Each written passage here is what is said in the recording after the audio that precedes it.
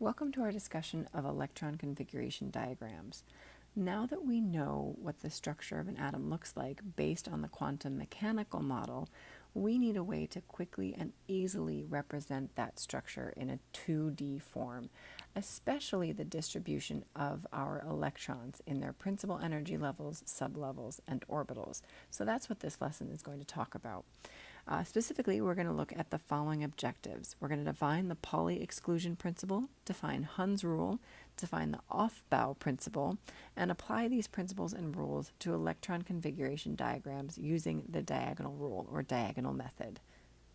So electron configuration is just the way electrons are arranged in various energy levels and orbitals. The lowest energy level possible is always the most stable. So when I refer to an atom in its ground state, I mean a situation in which the number of protons and the number of electrons in an atom are equal. We won't always be representing atoms in their ground state, but when we are, it means that our number of protons and electrons are equal. But we do have to pay attention to whether or not our atom is an ion, whether we have an unequal number of electrons and protons, because that will affect our electron configuration as well. In order to correctly represent our electron configuration, we need to understand how electrons act in their sublevels, principal energy levels, and orbitals. So the Pauli exclusion principle is one of the rules that sort of outlines how electrons behave.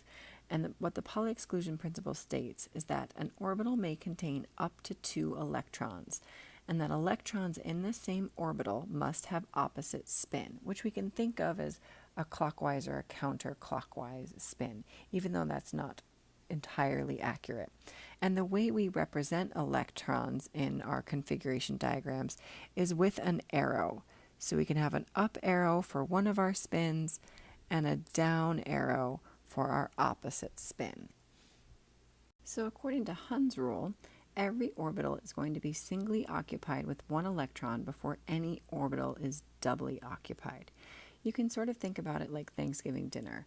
Everyone is going to get first helpings before anyone goes back and gets second helpings of any of the food. Or you can think about it like moving into a new house. When you move into a new house with your family, everybody's going to want their own room. And only after all of the rooms are singly occupied are you then going to have to double up. Electrons are the same way. They're going to want to singly occupy their own room or their own orbital until all the orbitals are filled with at least one electron, and then they'll start doubling up. And when they double up, they're going to double up so that each of the orbitals or each of the electrons in the same orbital have an opposite spin. But number 2 in Hunds Rule states that all electrons in singly occupied orbitals have the same spin. So if we look at an example in the 2p sublevel, I have 3 orbitals, and each of those orbitals, remember, can hold up to 2 electrons. They can hold less, but they can hold a maximum of 2. So if I apply Hunds Rule, the first part of Hunds Rule, I'm going to fill each of my orbitals with 1 electron first, before I go back and double up on my electrons in my orbitals. And notice that I have up and down arrows to illustrate that my electrons in each of these orbitals have opposite spins. I have one with a clockwise spin and one with a counterclockwise spin. Our last of the major principles is the Aufbau Principle, which is going to help us put together Aufbau diagrams. In fact, Hunds Rule and the Pauli exclusion principle are all going to help us put together the Aufbau diagram, which is our main type of electron configuration diagram. And all it is a pictorial representation of the electron configuration of an atom in its ground state or an ion. And the electrons, remember, are arrows represented with their up-down spins, either an up arrow or a down arrow. And the orbitals are boxes or lines. And the Aufbau principle states that electrons occupy the lowest energy orbitals first. And the sublevel energy is more predictable. S is going to have the least amount of energy, so the S sublevel has the least amount of energy, while the F sublevel has the most amount of energy. So if we were to look at an example of an atom with its 1s sublevel and its 2p sublevel completely filled, we would notice that we first start by filling our 1s sublevel with our 2 electrons, and then we're going to fill our 2p sublevel. But remember, following our Pauli exclusion principle and our Hunds rule to fill our orbitals correctly. So we're always going to fill our lower energy orbitals first, so our orbitals closer to the nucleus, our orbitals in the principal energy levels closer to the nucleus, and then move subsequently away from our nucleus to our from 1 to 2 to 3 to 4, etc., regarding our or in reference to our principal energy levels.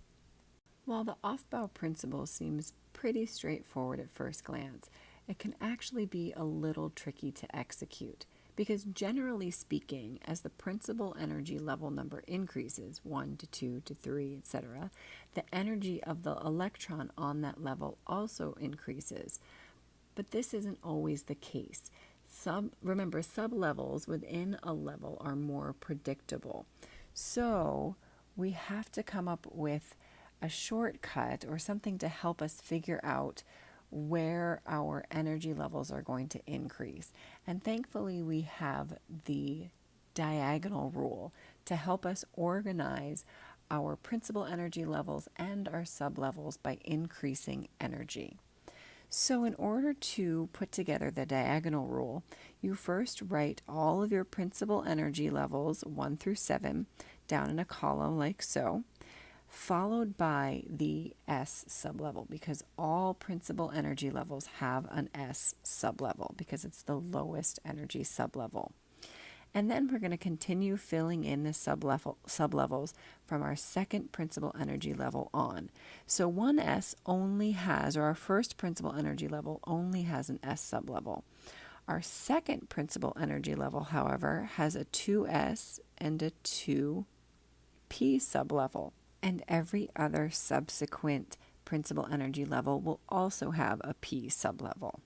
So now we continue filling in our sublevels. So our first and second principal energy levels are complete with their sublevels, and our third principal energy level also has a D sublevel, and all the rest of our principal energy levels will also have a D sublevel.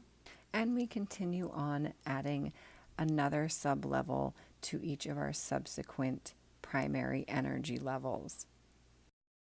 And do note there is actually a G sublevel, but it is much bigger than what we're going to need to fill for any of the elements or ions that we are going to be working with. So now we have our diagonal method all filled out and ready to use. We have our S sublevel, our P sublevel, our D sublevel, and our F sublevel all represented. And again, notice the pattern that we add a sublevel to each of our subsequent energy levels until we get to F. So to use the diagonal, we have one more step. We have to draw arrows diagonally across this diagram. So I start from right to left, and I go through all of my primary principal energy levels and sublevels diagonally, which is why it's important to make sure that you're lining up all of your numbers and your rows and your columns while you're making this diagonal diagram. And now what this tells us is the order in which our electrons are going to fill from the lowest energy principal energy level and orbital closest to our nucleus to our highest energy principal energy level and orbital farthest away from our nucleus. So our electrons will first fill the 1s, then they will fill the 2s sublevel, then the 2p, then the 3s, then the 3p and the 4s, and then the 3d and the 4p and the 5s. So notice around here I'm actually starting to fill sublevels in my fourth principal energy level before I fill my sublevels in my third principal energy level.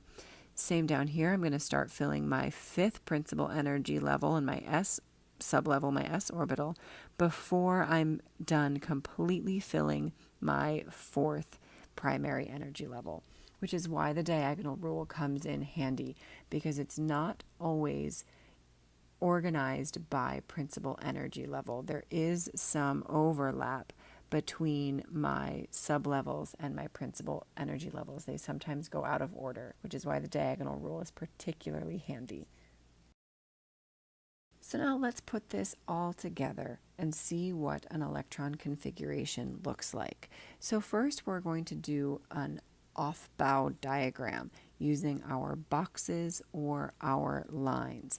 And we're going to use our diagonal rule, which I have right here, my diagonal method, to help me keep track of the order in which I need to fill my sublevels.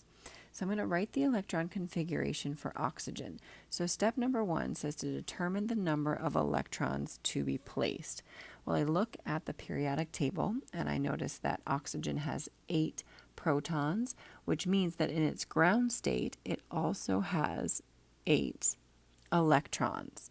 So if I start my Aufbau diagram, looking at my diagonal method, my 1s sublevel is the one I'm going to fill first. And my 1s, I'm going to fill first with an up spin electron and then a down spin electron. So I've placed 2 of my electrons. And according to my diagonal diagram, the next sublevel I'm going to fill is my 2s diagram. And again, my 2s, just like my 1s, only has 1 orbital, so it also gets 1 line. And I'm going to fill it with 2 electrons, an up and a down spin, because I don't have any other orbitals to fill. So now I have placed 4 electrons. So I have 4 of my 8 left to still place. And according to going back to my diagonal diagram, my 2p is going to be the next sublevel to fill. And my 2p actually has 3 orbitals.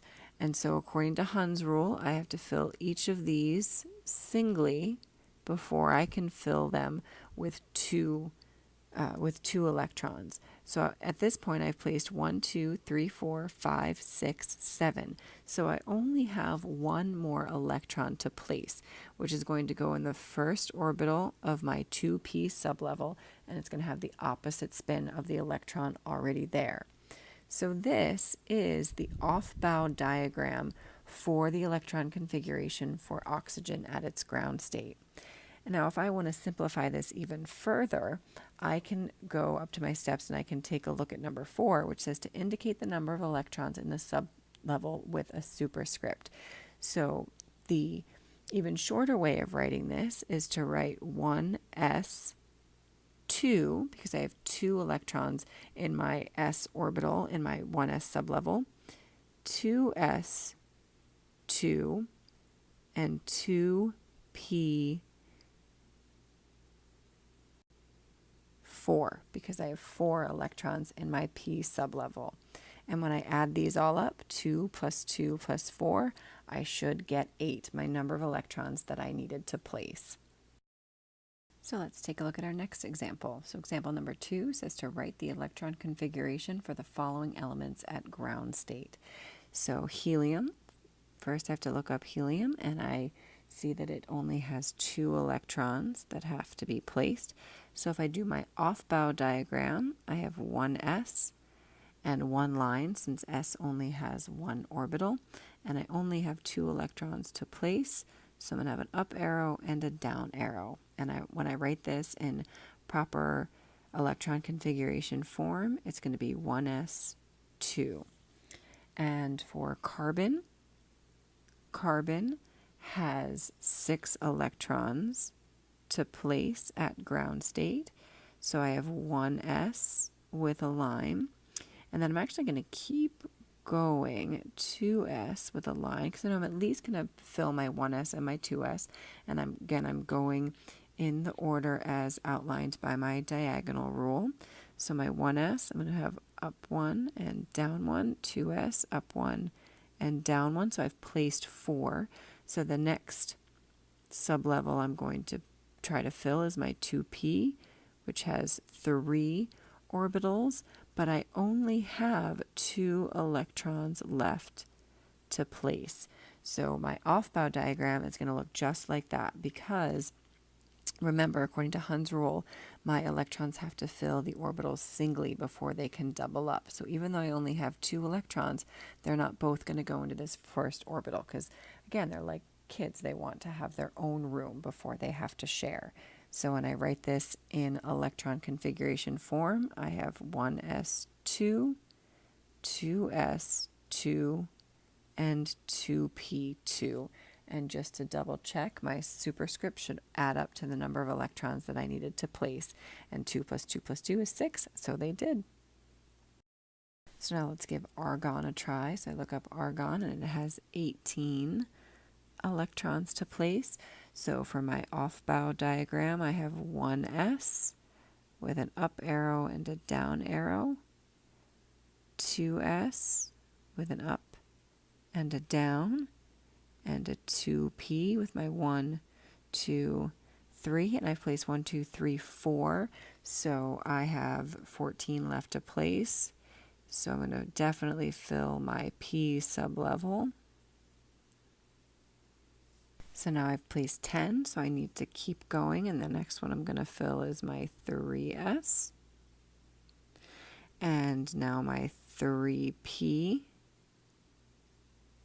And I've placed, just to double check, I placed 2, 4, 6, 8, 10, 12. So I have 6 more left to place. 12, 13, 14, 15, 16, 17, 18. So my P is going to be completely full. And my electron configuration is going to be 1s2, 2s2, 2p6, 3s2, 3p6. And when I add my superscripts together, they add up to 18, so I know that I've placed all of my electrons correctly. So now let's take a look at iron, which has 26 electrons to place. So doing my Aufbau, I have 1s, and then I have my 2s, again following my diagonal diagram, and then my 2p is next. And I'm going to go up in all of them before I go down. And then after my 2p, I have my 3s. And then my 3p.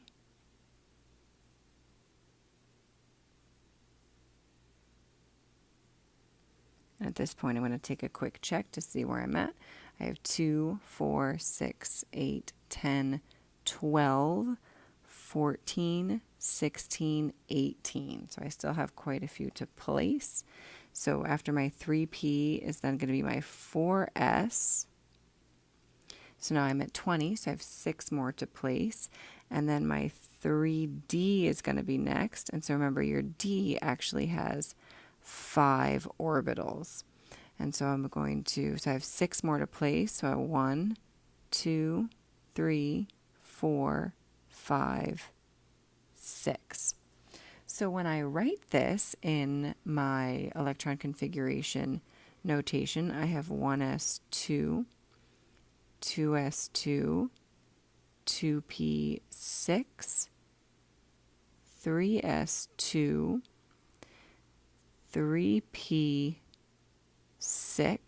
and I'm actually going to do my 3d6 next, and then my 4s2. So even though I filled my 4s before my 3d, when I do my electron configuration, I'm going to write my 3d first so that I can keep it all together with my 3 sublevel. And that's it. That's how you write electron configuration diagrams using the superscript, as well as writing the Aufbau diagram, which is going to show you the spin on your electrons and just sort of write out and expand your electron configuration to give you a more visual, a more pictorial visual of your electron configuration. I hope that you took some good notes and were able to copy down at least example number 2. Bring any questions you have with you to class.